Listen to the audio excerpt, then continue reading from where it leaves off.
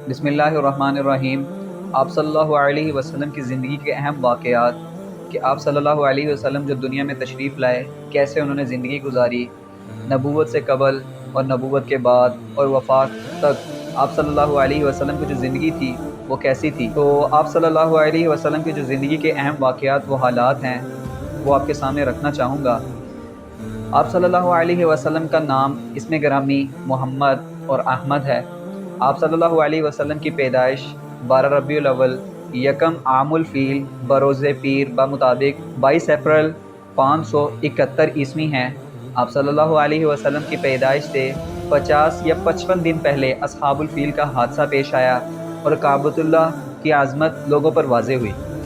آپ صلی اللہ علیہ وسلم کی پیدائش کا وقت اور جو مقام ہے، آپ صلی اللہ علیہ وسلم کی پیدائش کا وقت صبح صادق کے وقت آپ صلی اللہ علیہ وسلم کی پیدائش ہوئی اور مکہ مکرمہ میں عبد المطلب کے مکان پر آپ پیدا ہوئے۔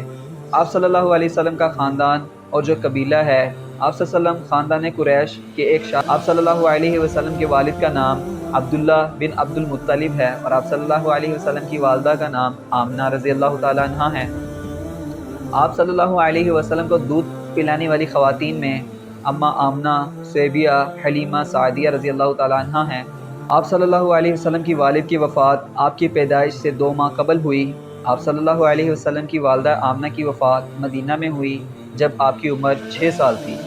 آپ صلی اللہ علیہ وسلم کی کفالت و پرورش 2 سال تک دادا عبد المطلب نے کی اور دادا کے بعد چچا ابو طالب نے کی۔ آپ 12 سال کی عمر میں چچا ابو طالب کے ساتھ ملک شام کا سفر آپ نے کیا۔ آپ 15 سال کی عمر میں حلف الفضول کے اجلاس میں شرکت کی اور قیام امن کی جد و جہد میں حصہ لیا۔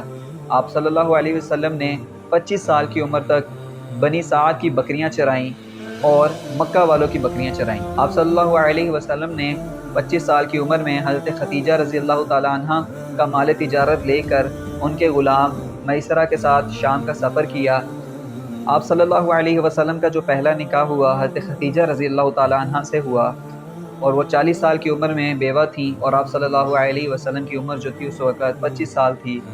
آپ نے 25 سال کی عمر میں جبکہ قریش نے کعبۃ اللہ کی تعمیر جدید کا منصوبہ بنایا اور حجر اسود کو نصب کرنے کے حوالے سے ایک بہت بڑا مسئلہ کھڑا ہوا تو آپ نے بڑے آسان طریقے سے اس کو حل فرمایا۔ یہ تو نبوت سے پہلے کے حالات تھے۔ نبوت کے حالات، نبوت ملنے کے بعد 21 رمضان المبارک پیر کی شب بمطابق 10 اگست 610 عیسوی آپ کو نبوت سے سرفراز کیا گیا۔ اس وقت آپ کی عمر 40 سال 6 ماہ 12 دن تھی۔ پہلی وحی آپ پر جبرائیل علیہ السلام نے غار حرا میں سورۃ علق کی پہلی ابتدائی 5 آیات پیش کی۔ سب سے پہلے آپ کی نبوت پر ایمان لانے والوں میں حضرت ابو بکر صدیق رضی اللہ تعالیٰ عنہ، حضرت علی، زید بن حارثہ اور خدیجہ رضی اللہ تعالیٰ عنہ ہیں۔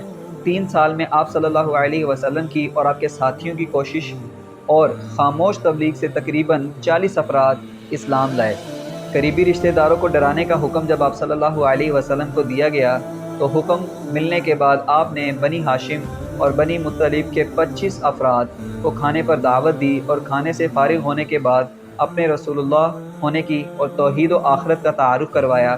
آپ کے چچا ابو طالب نے تائید کی۔ آپ نے کوہ صفا پر چڑھ کر خاص قبیلے والوں کو آواز دی۔ لوگ جمع ہوئے تو آپ نے فرمایا، اگر میں یہ کہوں کہ پہاڑی کے اس پار ایک فوج آ رہی ہے اور اب تم پہ حملہ کرنے والی ہے تو کیا تم لوگ اس کو سچ مان لو گے؟ لوگوں نے کہا، بالکل ہم سچ مان لیں گے۔ آپ نے فرمایا، تو میں آخرت کے عذاب سے ڈرانے کے لیے بھیجا گیا ہوں۔ تو یہ سن کر ابو لہب نے کہا، تیرے دونوں ہاتھ نعوذ باللہ ٹوٹ جائیں، یعنی تو ہلاک و برباد ہو جائے، کیا تو نے اسی لیے ہمیں بلایا تھا یہاں پر؟ ایک دن آپ نے کعبۃ اللہ پہنچ کر وہاں موجود افراد کو توحید کی دعوت دی تو لوگ آپ پر حملہ کرنے کے لیے آگے بڑھے۔ حارث بن ابی حالہ نے اس کو روکنے کی کوشش کی اور وہ شہید ہو گئے۔ آپ کی دعوت اور اہل مکہ کی مخالفت کا سلسلہ جاری رہا۔ آپ کو جھوٹا، مجنون، جادوگر کہا گیا، آپ کا مذاق اڑایا گیا۔ آپ نے صبر و تحمل کا مظاہرہ کرتے ہوئے اپنے کام کو جاری رکھا۔ 4 نبوی میں پہلی بار اسلامی دعوت کھل کر منظر عام پر آئی اور اسی سال مشرکین مکہ نے اسلام کو روکنے اور مسلمانوں کو تکلیف پہنچانے کے لیے ایک کمیٹی بنائی جس کا سربراہ ابو لہب تھا۔ اسی سال آپ کی دونوں صاحبزادیاں جن کا نکاح نبی کریم صلی اللہ علیہ وسلم کی بعثت سے پہلے ابو لہب کے دونوں بیٹے عتبہ اور عتیبہ سے ہوئی تھی، ابو لہب نے نہایت سختی کا مظاہرہ کرتے ہوئے ان دونوں کو طلاق دلوا دی۔ اسی سال آپ کے دوسرے صاحبزادے عبداللہ کا انتقال ہوا۔ 5 نبوی میں دار ارقم کو اسلام کی دعوت اور مسلمانوں کی اجتماع کا مرکز بنا۔ اسی سال ماہ رجب 11 صحابہ اور 5 صحابیات رضوان اللہ علیہم اجمعین نے راتوں رات حبشہ ہجرت کی۔ ایمان لانے والے غریبوں، کمزوروں، غلاموں پر ظلم کے پہاڑ توڑ دیے گئے۔ آپ نے اللہ کی رہنمائی کے پیش نظر اپنے ساتھیوں کو ہجرت حبشہ کا مشورہ دیا۔ اسی سال 82 صحابہ کرام اور 18 صحابیات رضوان اللہ علیہم اجمعین نے دوسری مرتبہ ہجرت حبشہ کی۔ مشرکین مکہ کا ایک وفد ان اہل ایمان کو حوالے کرنے کی درخواست لے کر شاہ حبش نجاشی کی خدمت میں پہنچا۔ شاہ حبش نے جو نجاشی تھا اس نے تحقیق کی۔ تحقیق کرنے کے بعد اس نے اہل ایمان کو بھیجنے سے انکار کر دیا اور اہل ایمان سے کہا کہ تم لوگ میرے ملک میں بحفاظت رہ سکتے ہو۔ 6 نبوی میں حمزہ اور ان کے بعد عمر بن خطاب مشرف با اسلام ہوئے۔ عمر رضی اللہ تعالیٰ عنہ نے فرمایا کہ جب ہم برحق ہیں تو چھپ چھپ کر کیوں عبادت کر رہے ہیں؟ چلو کعبۃ اللہ میں چل کر عبادت کرتے ہیں۔ اہل ایمان دونوں کی سرپرستی میں کعبۃ اللہ پہنچے۔ کفار مکہ سہم گئے اور ان کے حوصلے پست ہو گئے۔ حضور صلی اللہ علیہ وسلم نے حضرت عمر کو فاروق کا لقب دیا۔ 7 نبوی ماہ محرم کفار مکہ وادی محسن میں جمع ہو کر بنو ہاشم اور بنو مطلب سے سماجی بائیکاٹ کا فیصلہ انہوں نے کیا۔ یہ دونوں قبیلے شعب ابی طالب میں جا کر آباد ہو گئے اور معاشی مشکلات سے دوچار ہو گئے۔ 3 سال گزرنے کے بعد بعض غیرت مند نوجوانوں کی کوششوں سے اس مقاطعہ سے خلاصی نصیب ہوئی۔ 10 نبوی ماہ رجب ابو طالب اور ماہ رمضان میں حضرت ختیجہ رضی اللہ تعالیٰ عنہ انتقال کر گئی۔ اس وقت ان کی عمر 65 سال تھی۔ اس سال کو نبی کریم صلی اللہ علیہ وسلم نے عام الحزن سے تعبیر فرمایا۔ اسی سال آپ صلی اللہ علیہ وسلم مکہ سے شہر طائف جا کر دین کی دعوت دینے کا فیصلہ فرمایا اور زید بن حارثہ کے ساتھ طائف روانہ ہوئے اور راستے میں مختلف قبیلوں کو اسلام کی دعوت دی، لیکن ان میں سے کسی نے بھی اسلام قبول نہیں کیا۔ 10 دن کے قیام کے بعد واپس ہوئے اہل طائف نے آپ کے ساتھ اہل مکہ سے بھی زیادہ برا سلوک کیا۔ طائف کی حدود سے باہر ہونے تک دل آزاری اور گالی گلوچ کے علاوہ پتھروں سے بھی جھلنی کیا گیا آپ کو۔ اس وقت آپ نے جو دعا فرمائی وہ کمزوروں اور ضعیفوں کی دعا کے نام سے مشہور اور قابل دید ہے۔ واپسی میں آپ نے وادی نخلا میں قیام فرمایا۔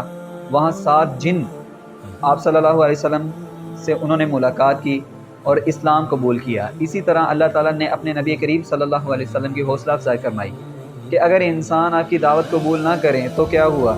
جن دعوت قبول کر رہے ہیں، یعنی کہ آپ صلی اللہ علیہ وسلم کو حوصلہ دیا۔ اسی سال شوال 10 نبوی میں آپ نے سودا بنت زمعہ سے شادی کی۔ انتہائی حوصلہ شکن صورتحال میں اللہ رب العزت نے نبی آخر الزماں کو بتاریخ 27 رجب 11 نبوی میں پہلے بیت المقدس کی، پھر اس کے بعد آسمان کی سیر کرائی، آسمان و زمین اور جنت اور جہنم کا مشاہدہ کرایا۔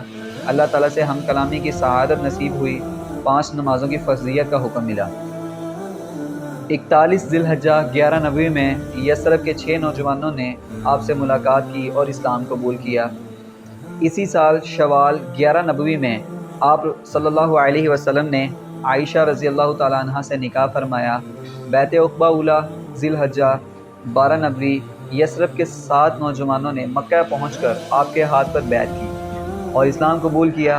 مصعب بن عمیر رضی اللہ تعالیٰ عنہ کو تعلیم و تبلیغ اسلام کے لیے اپنے ساتھ لے گئے۔ سال گزشتہ بیعت کرنے والے 5 نوجوان بھی ان کے ساتھ تھے۔ بیعت عقبہ ثانیہ ذی الحجہ 13 نبوی یثرب کے 73 مرد اور 2 خواتین نے آپ سے نصف شب کے بعد منی میں ملاقات کی اور آپ صلی اللہ علیہ وسلم کے دست مبارک پر بیعت کی۔ نیز آپ صلی اللہ علیہ وسلم کو اہل ایمان ساتھیوں کے ساتھ یثرب آنے کی دعوت دی، جس کے بعد آپ صلی اللہ علیہ وسلم کے قتل کے منصوبے بننا شروع ہو گئے۔ دارالندوہ میں مشرکین مکہ نے ایک جلسہ کیا۔ اس میں مشورے کے بعد آپ کو قتل کرنے کا منصوبہ بنایا گیا کہ ہر قبیلے کا ایک نوجوان آپ کے قتل کو عملی جامہ پہنائے تاکہ قتل کی ذمہ داری جو ہے وہ سارے قبیلوں میں بڑھ جائے۔ جبرائیل علیہ السلام نے آپ کو اس منصوبے سے آگاہ فرمایا اور اللہ تعالیٰ کے حکم سے آپ کو ہجرت کرنے کی اجازت ملی۔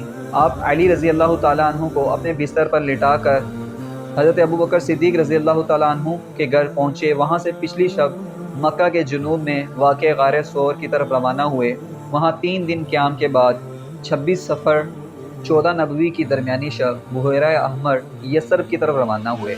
عامر بن فہیرہ کے ہمراہ عبداللہ بن عریقت جو غیر مسلم تھے، ان کی رہنمائی میں آپ کا قافلہ روزانہ 30 سے 40 میل سفر کر کے بتاریخ 8 ربیع الاول 1 ہجری کو قباء پہنچا۔ 10 دن قیام کے بعد وہاں ایک مسجد کی بنیاد رکھ کر سوئے مدینہ روانہ ہوئے۔ آپ کی آمد کے بعد یثرب کا نام مدینہ ہو گیا۔ مدینہ میں ہر انصار کی یہ خواہش تھی کہ آپ صلی اللہ علیہ وسلم اس کے گھر تشریف لائیں۔ آپ نے فرمایا کہ اونٹنی کو راستہ دو، وہ اللہ کی طرف سے رہنمائی میں ہے، وہ جہاں بیٹھے گی وہیں میرا قیام ہوگا۔ حضرت ابو ایوب انصاری کے مکان کے پاس اونٹنی رکی اور وہیں قیام فرمایا آپ صلی اللہ علیہ وسلم نے۔ سب سے پہلے آپ نے مسجد نبوی کی تعمیر پر توجہ دی، پھر آپ نے مہاجرین و انصار کے مابین مواخات صلح کرائی۔ آپ نے مدینہ کے آس پاس بسنے والے یہودیوں سے تاریخی معاہدہ فرمایا تاکہ دشمنان اسلام مسلمانوں کے خلاف انہیں استعمال نہ کر سکیں۔ کفار مکہ نے اہل ایمان پر 17 رمضان المبارک 2 ہجری میں پہلی جنگ بدر مسلط کی۔ اس جنگ میں شریک مسلمانوں کی تعداد 313 تھی اور کفار 1000۔ اللہ نے مسلمانوں کو اس جنگ میں کامیابی سے ہمکنار کیا۔ اسی سال 2 ہجری میں رمضان کا روزہ اور صدقہ فطر فرض کیا اور زکوٰۃ کے مختلف تفصیلات کی تعیین کی گئی۔ اسی سال مسلمانوں نے اپنی زندگی میں پہلی بار عید منائی جو جنگ بدر کی فتح مبین کے بعد پیش آئی۔ کفار مکہ نے اس کا انتقام لینے کے لیے غزوہ احد مسلمانوں پر مسلط کی۔ اس مرتبہ مسلمانوں کی تعداد 1000 اور کفار کی تعداد 3000 تھی۔ اسی جنگ میں مسلمانوں کو کامیابی کے بعد شکست سے دوچار ہونا پڑا۔ اسی سال 3 ہجری میں شراب کی حرمت ہوئی۔ کفار مکہ 5 ہجری میں یہودیوں اور دیگر قبیلے والوں کے ساتھ لے کر 10,000 کی تعداد میں مدینہ پر حملہ آور ہوئے۔ ان سے مقابلے کے لیے آپ نے مدینہ کے میدانی حصے پر حضرت سلیمان فارسی رضی اللہ تعالیٰ عنہ کے مشورے سے خندق آپ صلی اللہ علیہ وسلم نے کھدوا کر یہ فیصلہ کیا تاکہ دشمنان با اسلام مدینہ میں داخل نہ ہو سکیں۔ 1 ماہ تک دشمن کی فوج کھلی فضا میں پڑی رہی۔ اللہ تعالیٰ نے طوفانی ہوا بھیجی، دشمنوں کے خیمے ہوا میں اڑ گئے، دشمنوں کی فوج منتشر ہو گئی اور واپس ہو گئی۔ آپ صلی اللہ علیہ وسلم نے فرمایا آئندہ دشمن ہم پر حملہ آور نہ ہو سکیں گے۔ اس کے بعد غزوہ بنی المصطلق شعبان 6 ہجری میں پیش آیا۔ آپ صلی اللہ علیہ وسلم 6 ہجری ماہ ذی قعدہ 1400 صحابہ اکرام رضی اللہ تعالی علیہم اجمعین کے ساتھ عمرے کے لیے مکہ روانہ ہوئے۔ کفار مکہ نے آپ صلی اللہ علیہ وسلم کو مکہ آنے سے روکنے کے لیے فوج بھیجی۔ آپ غیر معروف راستے سے مکہ سے قریب حدیبیہ کے مقام تک پہنچ گئے۔ حضرت عثمان رضی اللہ تعالیٰ عنہ کو مکہ بھیج کر اطلاع دی کہ ہم عمرے کے لیے حملہ کرنے کے لیے آئے ہوئے ہیں۔ مکہ والوں نے سہیل بن عامر کو بطور نمائندہ بھیج کر اسی سال واپس جانے اور آئندہ سال آنے کو کہا۔ صلح حدیبیہ لکھی گئی، طرفین نے دستخط کیے۔ نبی کریم صلی اللہ علیہ وسلم اور آپ کے ساتھی وہیں قربانی کر کے وطن واپس ہو گئے۔ 6 ہجری کے اخیر میں اس معاہدے امن کے بعد آپ نے فارس، روم اور حبشہ کے کل 9 ممالک کے حکمرانوں کے نام دعوتی خطوط بھیجے۔ 8 ہجری ماہ محرم آپ غزوہ خیبر کی مہم پر روانہ ہوئے۔ 5 قلعے فتح کرنے کے بعد 3 قلعے والوں نے معاہدہ کیا۔ اسی طرح یہودیوں کی ریشہ دانیوں کا سد باب ہوا۔ آپ صلی اللہ علیہ وسلم نے 2000 صحابہ اکرام رضوان اللہ علیہم اجمعین کے ساتھ گزشتہ عمرہ کی قضا کی۔ معرکہ موتا جمادی الاول 8 ہجری میں پیش آیا اور اسی سال 6 شوال میں غزوہ حنین بھی پیش آیا۔ 9 ہجری کے جو اہم واقعات ہیں ان میں غزوہ تبوک اسی سال میں پیش آیا۔ 9 ہجری میں آپ کے آخری ایام اور وفات 11 صفر 11 ہجری کو آپ کو بخار اور سر درد شروع ہوا۔ اسی سال میں آپ نے 11 دن تک نماز پڑھائی۔ وفات سے 7 دن قبل امہات المؤمنین سے اجازت لے کر آپ نے حضرت عائشہ رضی اللہ تعالیٰ عنہ کے گھر منتقل ہوئے۔ 5 دن قبل مسجد نبوی میں تشریف لا کر ممبر پر بیٹھ کے آپ نے فرمایا یہودیوں اور عیسائیوں پر اللہ کی لعنت ہو جنہوں نے اپنے نبیوں کے مزاروں کو اور عبادت گاہ بنا لیا۔ صحت زیادہ ناساز ہونے کی وجہ سے حضرت ابوبکر صدیق رضی اللہ تعالیٰ عنہ کو امامت کرنے کا حکم دیا۔ ہفتے کی نماز عشاء سے پیر کی فجر تک 17 نمازیں حضرت ابوبکر صدیق رضی اللہ تعالیٰ عنہ نے پڑھائی۔ پیر کی صبح آپ نے فاطمہ رضی اللہ تعالیٰ عنہ سے بات کی، ازواج مطہرات کو نصیحت فرمائی، نواسوں کو بوسہ دیا، صحابہ کرام سے فرمایا الصلاۃ الصلاۃ، اور وصیت کی کہ اپنے ماتحتوں کے ساتھ اچھا سلوک کرنا۔ آپ نے مسواک کی اور زیر لب دعا فرمائی اللہم اغفر لی والحقنی بالرفیق الاعلیٰ۔ آپ کی مبارک روح 12 ربیع الاول 11 ہجری بروز پیر چاش کے وقت 63 سال 4 دن کی عمر میں نکلی۔ بروز منگل پہلے مردوں نے، پھر عورتوں نے، پھر بچوں نے حجرہ عائشہ میں داخل ہو کر نماز جنازہ پڑھی۔